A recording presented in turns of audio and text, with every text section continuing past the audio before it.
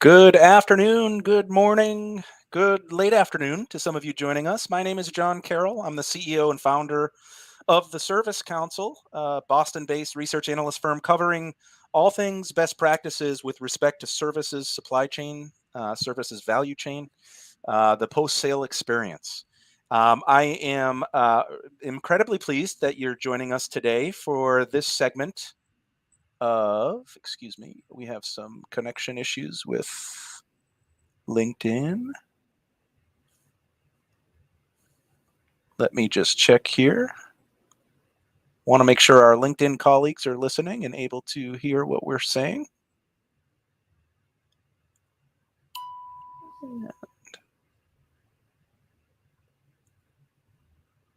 Bear with me here. Where's the service technician when you need it? Alrighty.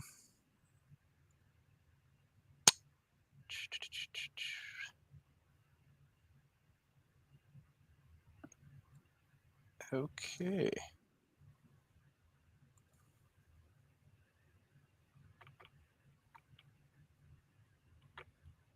I'm asking Sheila to come in to help resolve this because it doesn't give me an option to resolve it. Bear with us, audience, if you're listening. I don't think you are because it's not streaming to LinkedIn. So we will get things going here momentarily. Oh, there you go. Yeah. Yeah, there's a disconnection and it won't allow me to solve it. We're having a trouble posting to LinkedIn. This may be a problem with LinkedIn. We'll keep trying. So this may be fixed automatically. Wait 30 to 60 seconds to see if nothing changes. And creating a new one. Oh, gosh. All right, bear with me here. I asked Sheila to join. Let me see if I can call her.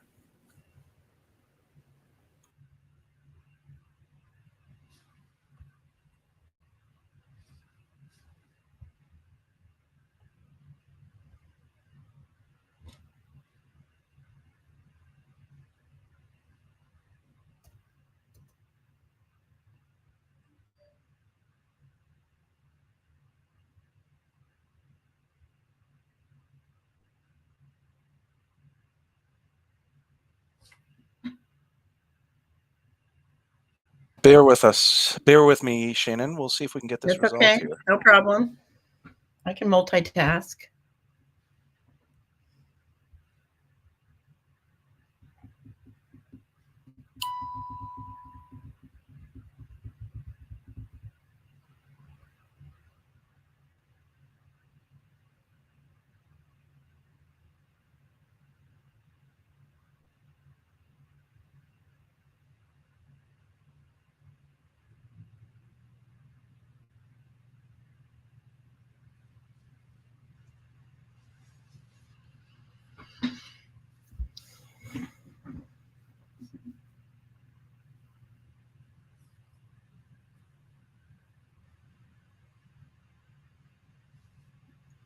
I don't know what the impact of creating a new one would do to our live stream, whether or not they'd be Right. able to find it or not. So if I delete this and then start a new one, I don't know how problematic that will be.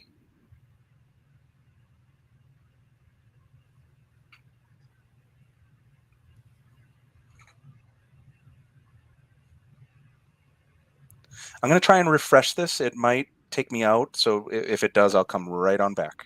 Okay.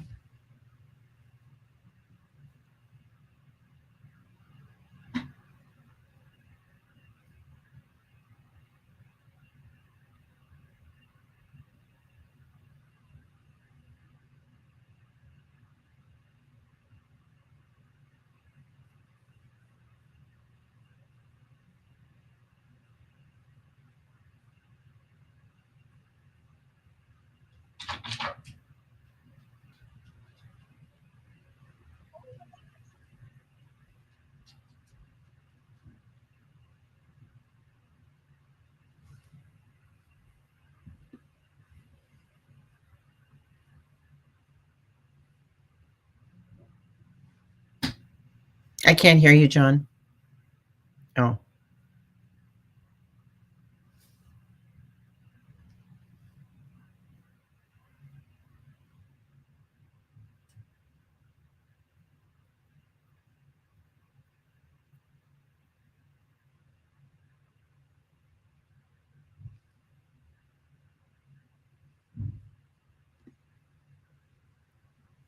All right, we're going to just go forward. LinkedIn, for some reason, it's not streaming live. I think that's a connection issue between LinkedIn, but we are streaming live on YouTube and other social channels. So sorry to our listening audience for the technical challenges here. My sincere apologies. But thank you for joining today's inService podcast series segment.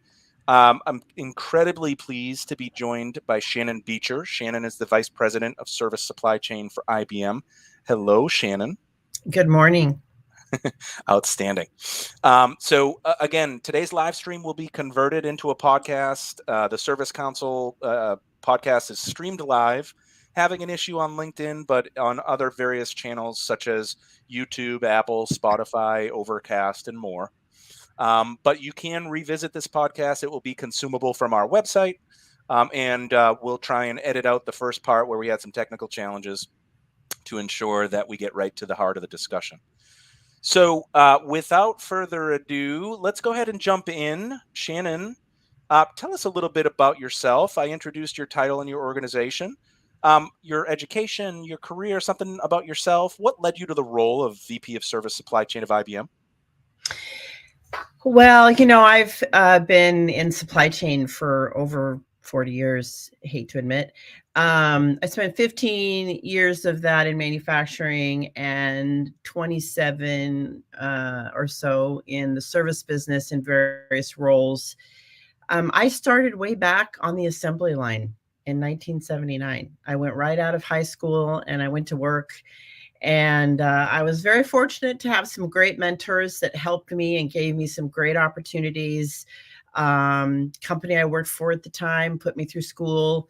So I worked and went to school. And, I just over the years, I proved myself through results and focus. And I love leadership and supply chain. Match made in heaven. Here I am. So it's a passion area for me for sure. Outstanding. And I love that. You started on the factory line and grew up the career path into the leadership role that you're in today. Can we double down on the career path? You know, and there's been a lot of challenges with respect to talent availability, leadership, succession planning, and gathering interest in certain trade related industries or service oriented roles. Is supply chain an exciting career path opportunity for those kids in colleges still that are still determining their career path? Is there just as much a potential for their career ladder and lattice and opportunities to grow within the organization? What are your viewpoints on that? Oh my gosh, yes. Absolutely. So, I'm on the Penn State Center for Supply Chain Research because I believe in the curriculum that there is for kids today on getting into supply chain. There's so many areas within supply chain you can get into. There's logistics, there's procurement, there's service, there's supply chain engineering. There's just so many aspects of supply chain that you can go into, but it also teaches you operations and strategy and resiliency, and you get into data science because it's all about the data. Circularity, right? You get to understand the sustainability of the industry, and you put those functions and areas of focus together, and you get very operationally centric. And then you can literally, the more breadth you go, the higher you can go and the broader you can go in a supply chain role. It is the heart of the business. And so, yeah, I strongly encourage kids today to think very seriously about supply chain, but more specifically about services supply chain, because it is very different than mainstream manufacturing supply chain or e-commerce supply chain, or depending upon where you're looking at it. And so, yeah, I think there's lots and lots of opportunity here. Outstanding. I love the encouragement and for someone that grew up in the space through all the way from factory line to now leadership, that's a great testimonial right there in and of itself. So we've navigated some interesting climate issues over the last couple years here, and gosh, the beat goes on right now, where we've gone from the pandemic to recession to geopolitical climate issues, and it's causing a lot of turbulence, especially with respect to uncertainty around supply chain and all the important aspects of throughput and availability and agility and so on and so forth. How are you and your team handling this really crazy climate that we've been through over the last several years? Wow, well, it can be a struggle, that's Yeah, for sure. I mean, disruption is not only in our supply chain, but it's in the way we live and work and our people. And I try to keep that in focus because it's not just about the supply, right? We're a global operation. I have 450-ish people or so all over the world, most working from a home office, where we may not have bricks and mortar. Um, and, it's about making sure that they're okay as well and meeting the challenges of collaboration and time zones and technology. And we're making well-being a priority. How do we handle stress? Be aware of both acute stress that yeah, happens in the moment and more broader, yep, because in all of the issues associated with managing supply chain today and supply and getting parts from A to B, getting parts into countries, yep, is extraordinarily stressful. yeah, It's taking longer, it's costing more money, supply is an issue. And the supply constraints are driving higher levels of required resiliency, right? sure, So, sole sourcing was a thing back a few years ago, right? Now it's all about resiliency, being flexible in where you get parts and how you buy parts and strategies that can maximize supply but minimize the variances you may pay to get them. I mean, all of those things are like have risen, and the challenges are deep.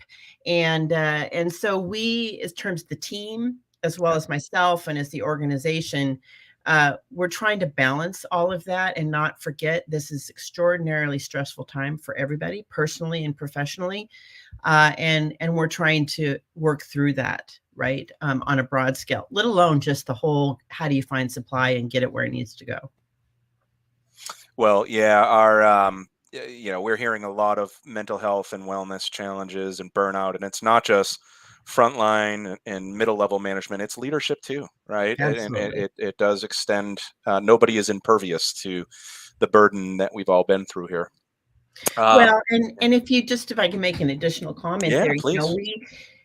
I mean, during the pandemic, of course, we all worked from home office, and everybody's trying to get back to the office. And in IBM, even where we have the centers and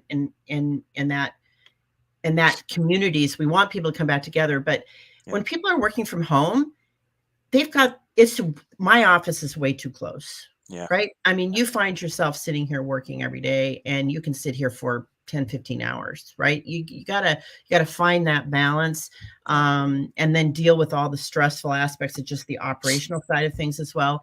yeah. Well-being is critically important. Absolutely, 100%. Let's move a little bit forward on just broadening the introduction to IBM, right? Everybody obviously household brand, we all know IBM, what it stands for. But can you give a little bit of an overview of IBM and its supply chain in your area of the business? Maybe some of the complexity challenges, the dependencies, any industry related trends that you're witnessing? Yep. So sure, I mean, IBM, I think people sometimes think, oh, what does IBM do now, right?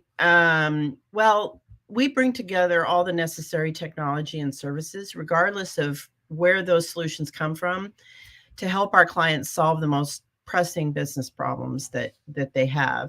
And we bring a variety of offerings to market to help with that. We, of course, have our Red Hat.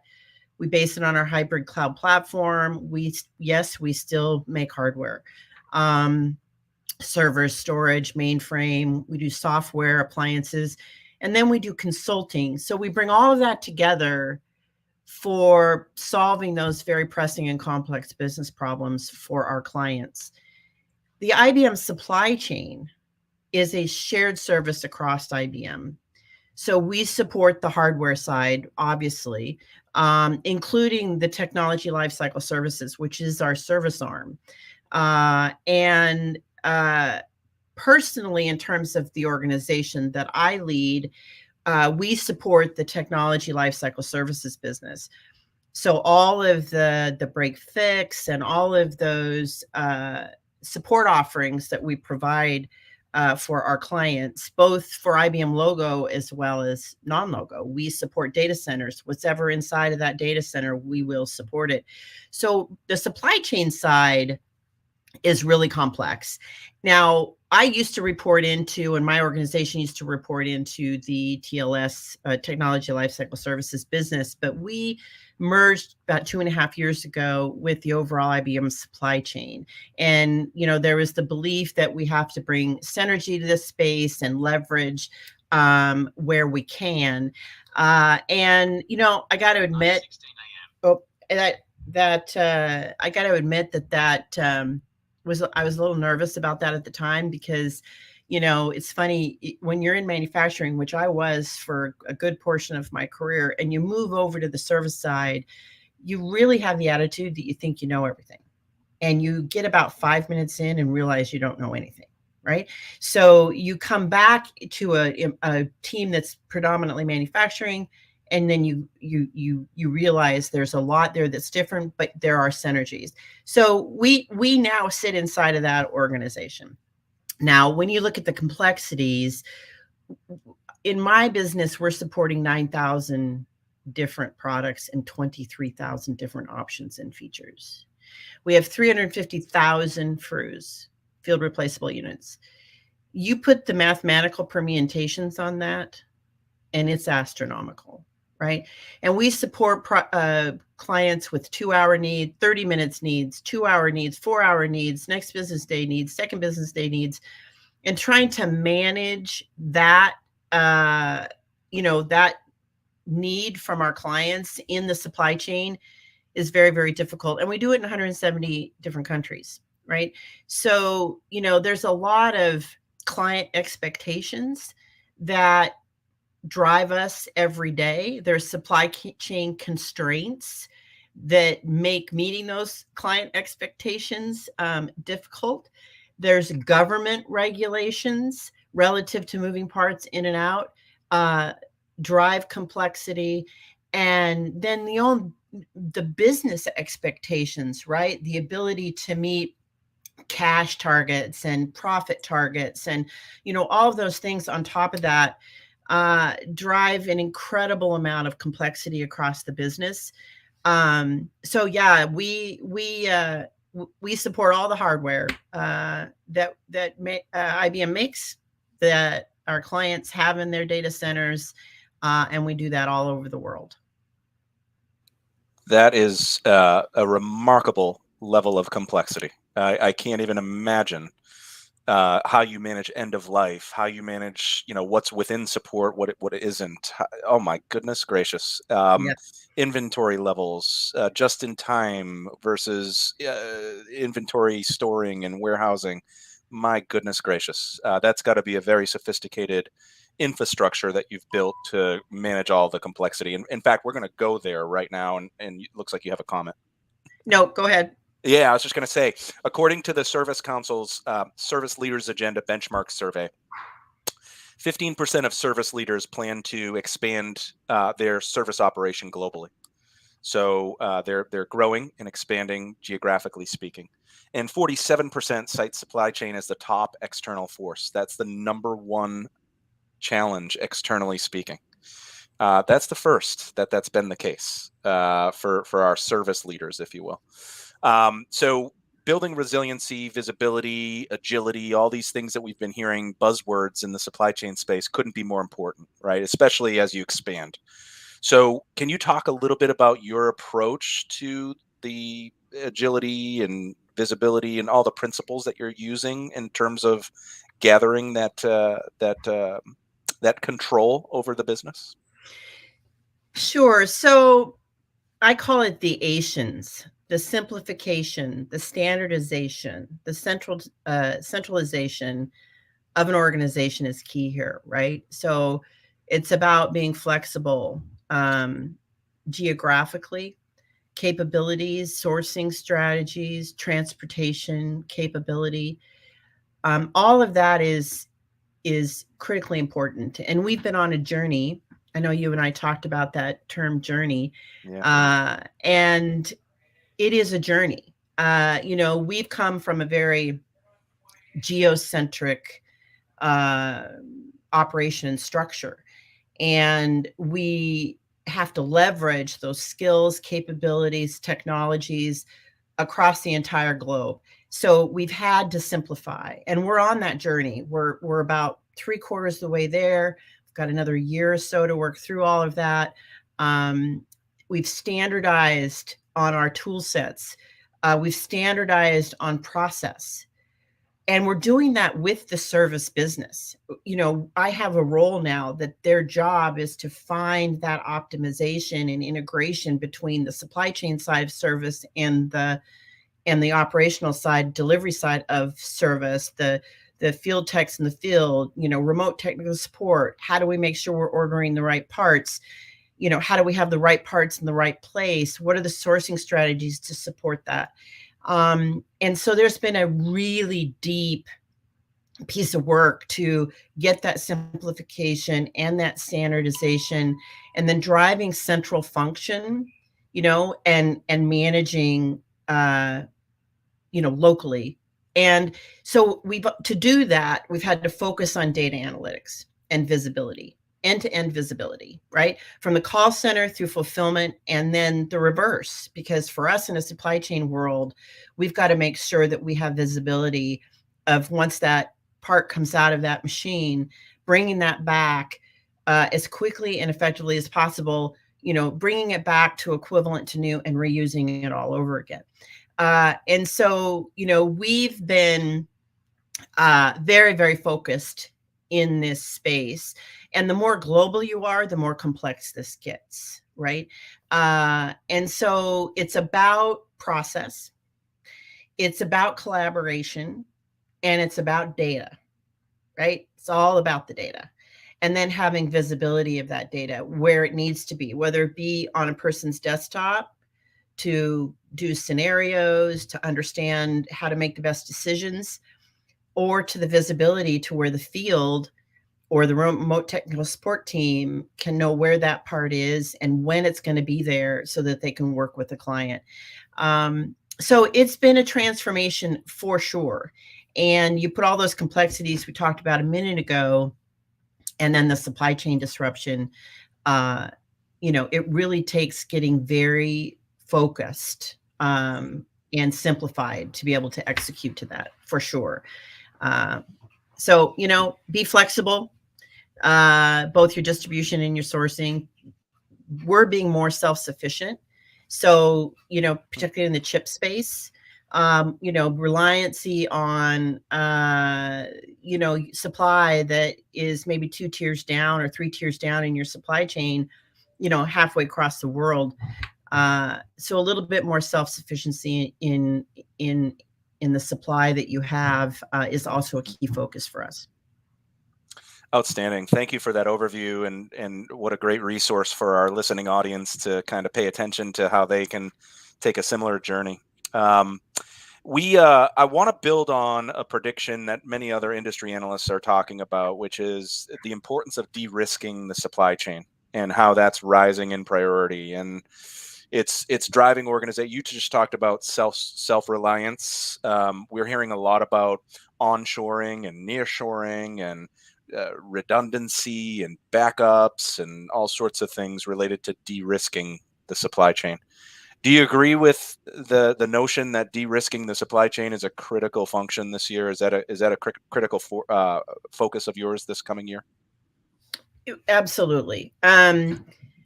We're doing all of those, to one extent or another in various areas of the supply chain.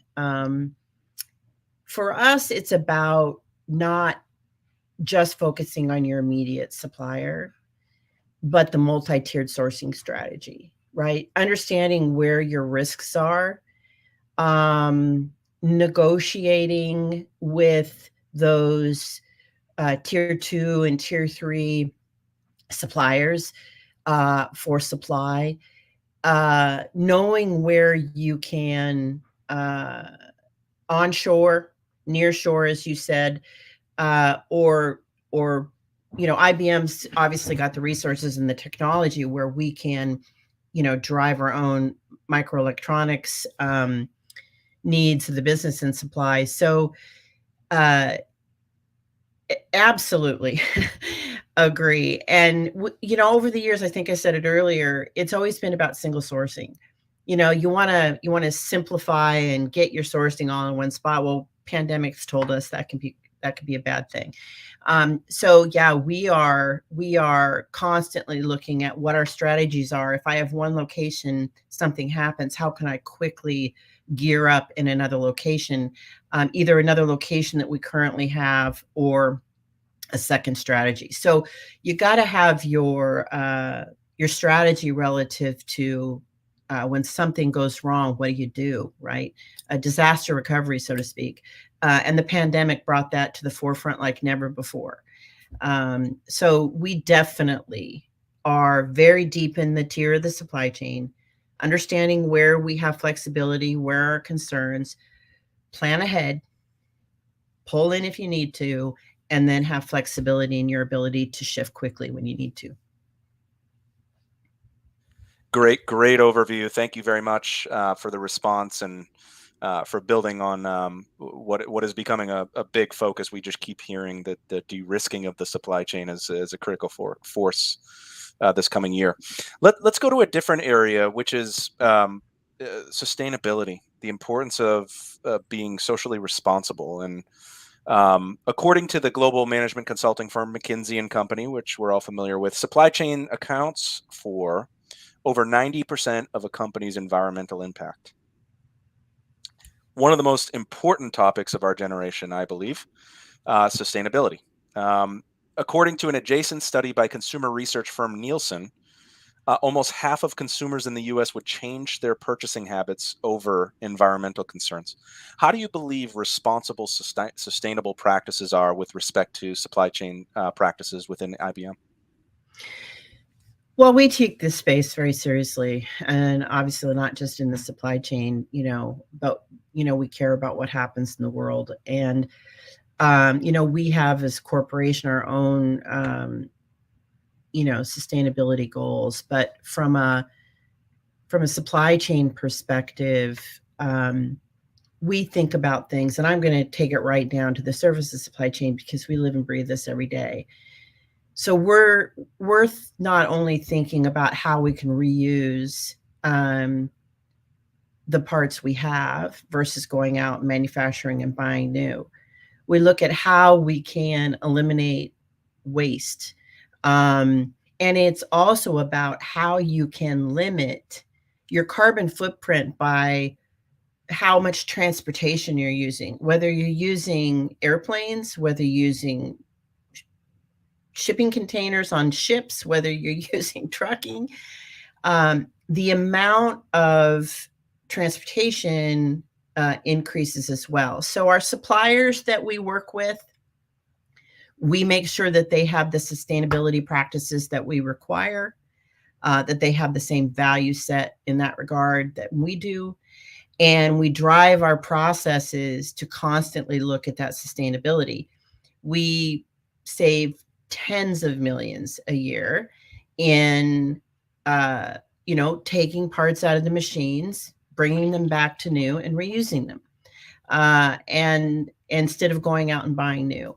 So there are many aspects across our supply chain where sustainability is critical. We have a great example of a battery backup battery that we use in some of our storage devices. And these are 90-pound batteries. They're big batteries.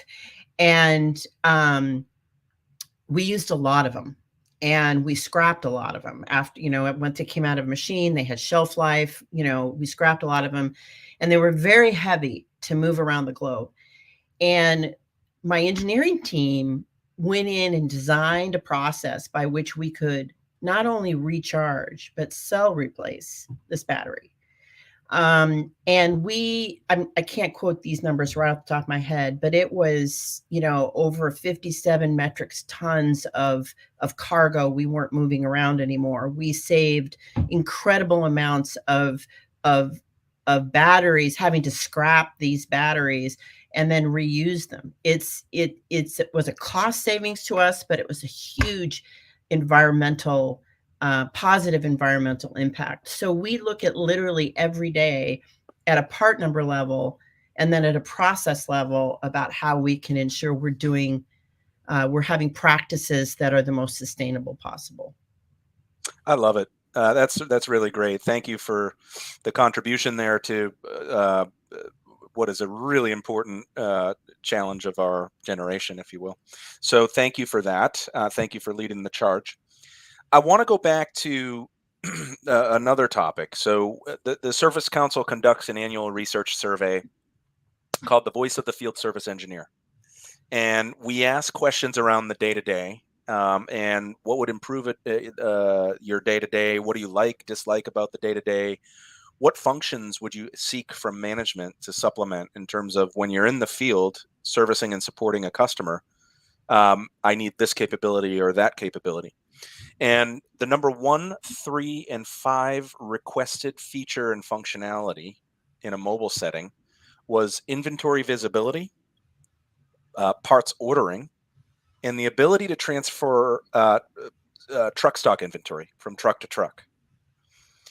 So the criticality of available parts, service parts in the field, it's one thing to send the right technician with the right skill set at the right time, right location. But if they don't have the right part and your triage and diagnosis is inaccurate and they don't have that part, it becomes a really challenging aspect of being successful, right? So, but there's also the counter argument to this that if we let the technicians just control parts inventory thresholds on their individual trucks, it might get a little bit out of hand. I was just on a webinar last week with Bridie Norman from Electa Healthcare Organization. She's the VP of supply chain like yourself. And she talked about, she actually made the counter argument that we need to do a better job of triage and diagnosis rather than just affording them the opportunity to have an abundance of spare parts at their fingertips. How are you managing this challenge? It's a double-edged sword, isn't it? Wow, honestly, I can tell you that this is one of the most critical areas for us right now. Yeah. End-to-end visibility, I mentioned it earlier, right, is what helps here. We changed our CRM over the past year. It was about a year and a half ago. Well, we started it was, country by country, but we finished it about a year ago. It was a year ago in June, I guess. And wow, our field have been doing the things that they've been doing forever, and the tools forever. And we changed that for all the right reasons. But it really highlighted where this is needed, right? So we did we call them SSRs, field engineers, it's service support representative. But we did a survey of the SSRs, and this was their biggest complaint, right? We used to have our SSRs order parts. Now we have a remote technical support team order parts. That was a big shift. But to be able to do that successfully, you have to have that visibility. You have to not only know where the part is, but how many parts are available. And if the part isn't available, when is it going to get there? Right. And so we've been focusing very, very much on driving this visibility for not only our folks, but our clients, right? So that we can choose the service window appropriately. Because in many cases, the client has to bring their production environment down to fix that machine or bring that machine down. So being really crisp in having this visibility and making sure you can execute. I mean, IBM's trying to drive touchless delivery. Think about it that way, that you can do as much through the process, uh, with just the visibility and the system to be able to do what it needs to do. So to do that, we've had to say, where is this breaking? Where is this visibility needed? How do we feed that? What's the timing, right? Because, you want real time, or how quickly is it that this was a part used in this same part used in a job, and it looks like the part's there, but it really isn't. All of those things are critically important, and the field has been extraordinarily critical about this. And so, we've done a lot of work trying to analyze that feedback, determine where the breakage is, and build process and visibility to fix it. I will tell you that that's a huge challenge. And now you layer on the second part of your question, which is this whole managed cash. I always say parts is just money shaped funny, right? It sits on the balance sheet just like cash does. So for us, we have to manage it that way. So when we're trying to manage cash and the trade-offs between inventory/cash and transportation or client serviceability, you got to get really good at forecasting and trade-offs and flexibility, which is all about planning, right? To find that sweet spot about not carrying too much inventory. Because again, I look at it as a triangle. You got serviceability, you have cost, and you have inventory. And if you push on one, another one moves. They're all independent. I mean, all interdependent, right? They're mutually exclusive. So we're constantly developing capabilities and analytics around how you find the most optimal point, to be able to have the right part at the right place at the right time and not have too much inventory, but give the field that visibility to where they know that part is in this location, coming to this pickup drop-off location, and it will be there at this time, so they can schedule the service window with the client to meet that client's needs. It's a complex environment, and it's where we all live. Yeah. To have enough and then to be just in time, right? That's It's right. like, how do you find your way to the middle? It's very, very difficult. Yeah, and the dependency on analytics and all the good things you're talking about couldn't be greater. So, good stuff, good thought, good viewpoints. Thanks for the commentary. Let's circle back to something you talked about, which is the remanufacturing side of your business. So the circularity of the supply chain and the importance of not only sustainable practices, but it can become a tremendous resource for organizations in terms of redistribution, and it can be a source of profit. It can be a source of customer experience achievement, because you have those parts availability, because you're able to take in that dirty core and utilize it for the benefit of throughput and service delivery and meeting customer demands. You talked a little bit about it. Can we expand on the circular nature of IBM supply chain? What are the challenges? How big of a part of your business is it? How do you look at that part of your business? Is it a function of profit? Is it more of a function of customer experience? Maybe a balance? Maybe just a little bit of a talk track on that would be helpful. Well, it's more about two things, right? Profit is one for sure.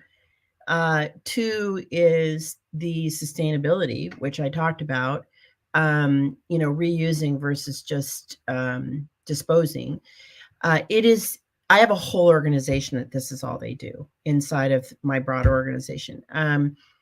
Their job is to enable, define, specification and process for whether it be a supplier that does the repair for us, the process by which we move things back, the speed by which we get them back. And again, there's a whole set of analytics can go there as well, and optimizing the velocity of those returns. And as I mentioned, I think this past year, I mean, we avoided, I think, 50 million in costs this past year from doing this. 50, Wow. 60 million. It's big. That's really big. And it's even more important now because of supply, right? Yeah. If your lead times have gone out so far on parts, I mean, I've got lead times that are over a year long, right? And in the service nature of the business, right, you can have very sporadic demands. So and you don't want to carry a bunch of inventory. So when you have a new buy lead time of 250 days, 350 days or more, and Yeah. you can get that part repaired in 40 or 50 days or less, Yeah. clearly you're going to want to do that, and and it also is the cheaper solution. But then it's about how you get your planning in a way that you can drive the right requirements in the right direction and Yeah. utilize those parts Yeah. Yeah. as quickly as possible.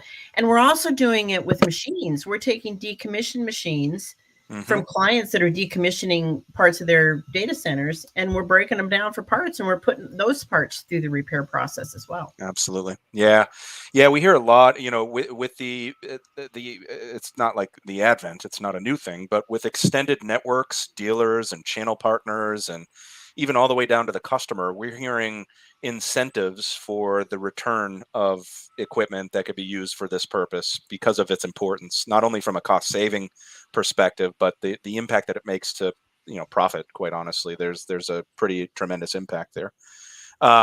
So really appreciate the commentary there. Let's circle down. We're coming up here on time soon, but we've got a couple more questions just to allow our audience to get to know you a little bit better. Um, we just had a conversation about you delivering a keynote this year, an isolated keynote at the Smarter Services Symposium around supply chain journeys. So really excited that we're going to be moving down that path. But at last year's symposium, you were on a panel discussion that was quite intense and just chock full of critical ways in which you measure your business, KPIs, and all the things that we're talking about today. Um, what was your reaction? Can you give a little bit of an overview of some of the things that you learned from that panel discussion? Maybe something you took away from that panel? Well, yeah, I always love those discussions. Love it. I always love going to those events because um one, it validates, are we on point with our challenges and how we're addressing them, right? You get great ideas, or a different perspective on things relative to the challenges the other companies on the panel are faced with. Yeah. um, Meeting those operational business needs. uh, but what we talked about was interesting. We did talk about the KPIs and how we drive to those and ensure that we can meet those. We talked about our people, right? Relative to how you leverage them. We are on this journey that I spoke of, and literally process, IT, people, Yeah. organization. It's all under transformation and at various stages. And it's about the people and how you leverage them, how you engage them in the process of innovation, ideation, and getting them engaged in actually the overall solution to where you can improve the velocity of that transformation. um, you know I I think most of what I took away honestly was, okay, we're on the right path, right? We're definitely on the right path. uh I think I grabbed a couple of ideas from the panel about how to work with other function within the business. uh it truly is a great session, right? um the Smarter Services Symposium, and I'm proud to be asked to come be a keynote this year. Outstanding. Well, we are so lucky to have you, and we'll get a detailed overview of the journeys you're on, from a digital transformation journey, from an org structure journey, from a process, from a data and analytics, all the good things we've kind of hit on today. So that's a great resource for our community to really peel back the onion and at some of the critical ways that you've set the organization up for success. So thank you very much for your willingness to join us. We are completely humbled. So thank you. Let's go to the other aspect of your affiliation with the Service Council, and you're joining us as an advisory board member. And probably a lot of the same value you get in terms of validation of strategy and things like that. But you had the opportunity to meet some of our community firsthand. What are some of the things you hope to get out of being an advisory board member, Shannon? Well, number one is keeping a pulse on the industry, right? I think that's the most important. I think we can get very internally focused. We're living our own challenges. We're working through meeting client needs. There's all kinds of changes in every organization all day long, and you can get very, kind of intrinsically focused.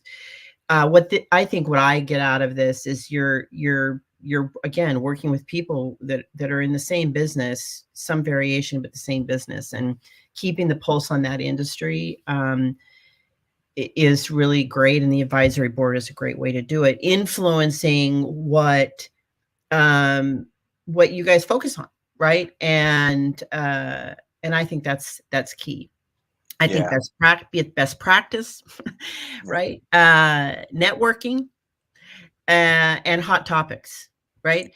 I mean, those are all the things that being an advisory board member, attending, the various sessions you guys have, the podcast, great value there. Awesome. Thank you, Shannon. Appreciate that. And I agree that the outside in approach has been something that a lot of our community have leveraged in terms of the value of collaboration. And then the uncommonality of industry representation in terms of the body of community that we welcome. There's a lot of common pressures and pains and a lot of common practices that can be deployed that can be of similar value to other industries. So we see a lot of cross-pollination stemming from this. And I heard this interesting comment from our partner, David Knorr, from the Knorr Group, moving from a post-mortem methodology to a pre-mortem, right? So before you embark on your journey, how do you learn and intake all the critical factors of success and all the critical learning moments and pitfall avoidance scenarios that leaders like yourself have encountered, right? So that's something that we've heard as a great resource by way of the conference, but also the broader platform. Let's go to the closing question here, which is a wild card here, and that is, what else are we have? All these worries we just went through, my goodness, a lot of things that are challenging. What other landmines are you like, whoa, my goodness, we got to really pay close attention to this or that? Any other critical issues or challenges that you're forecasting that could be potentially damaging or harmful to your business?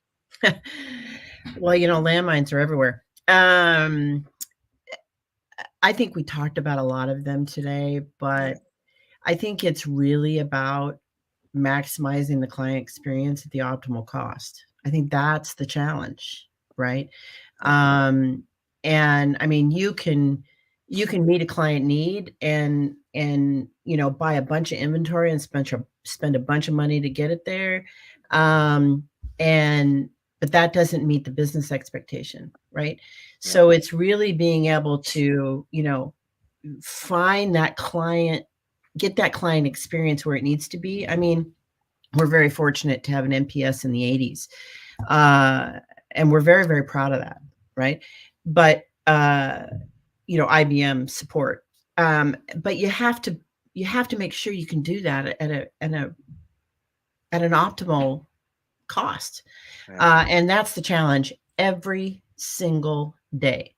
And I think everything we've talked about plays into that in one way or another. But I think that's the landmine, right? It's making sure that you can continue to weave through that without hurting one or the other. Shannon, thank you so much for your willingness to spend some time with me today. What a tremendous resource for our community.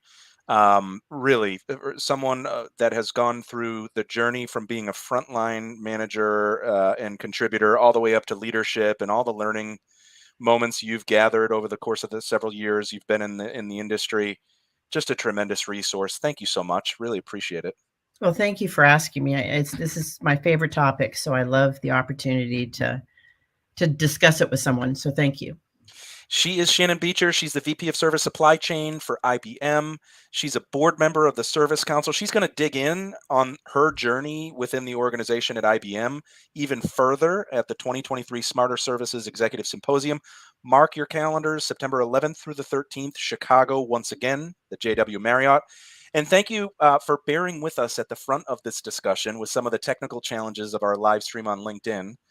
The live stream was not impacted on YouTube and other channels, so hopefully the communication from our social teams helped you drive your way to the different channels where you could access it. But I think we've got that all behind us, and we did capture a recording. We'll be producing this and taking out all that badness at the beginning where we went through the technical challenges. So you can access the podcast at our website. You can access it on all the different channels you subscribe to. And don't forget to tune in to our next segment. We advertise those on our website. And I'm not sure who's on the docket next, but I got to tell you, we continue the path of welcoming some of the foremost thought leaders in the space. And so stay tuned for some of those discussions. I think we're going to move our discussion into training and employee development and employee care, some other critical areas of the service business. So thank you for joining. Shannon, once again, thank you for joining. You're welcome. And we'll see you on the next segment of the inService podcast series. Thank you.